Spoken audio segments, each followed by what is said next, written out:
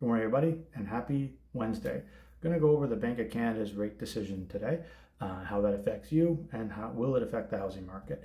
It's going to be the main stuff in today's video. Before I get into all that, my name is Rochelle St. Pierre. I'm a mortgage broker in Ontario. If you have any mortgage questions, just follow up with me directly. I'd gladly help you out. So, first things first, the Bank of Canada did reduce its overnight lending rate by 0.25% or 25 bips.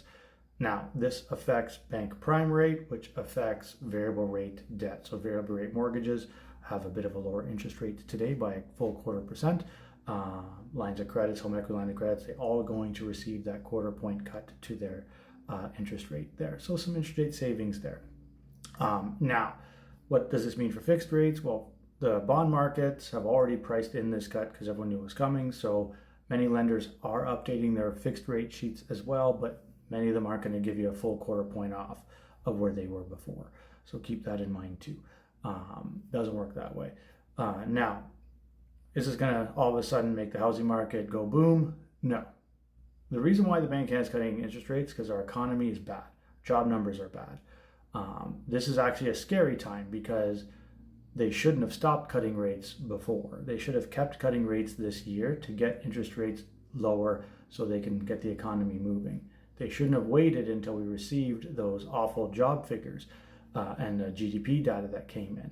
The reason why is it takes months, in some cases 12 to 18 months, for a rate cut to affect the economy. So now we're going to be in this recession economy for a lot longer than we had to be because of those months there where there were no cut and there was a pause, even though it was obvious that we were still having issues.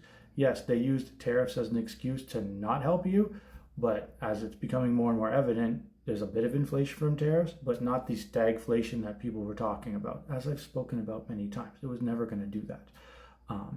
So is the housing market going to start going up? Probably not. These rate cuts are going to help, as I mentioned before, help it find the floor, but it's not going to start bouncing it to the ceiling anytime soon. So it's still going to be the same housing market that we've had for a while. We're going to be in this for 18 to probably 24 months now.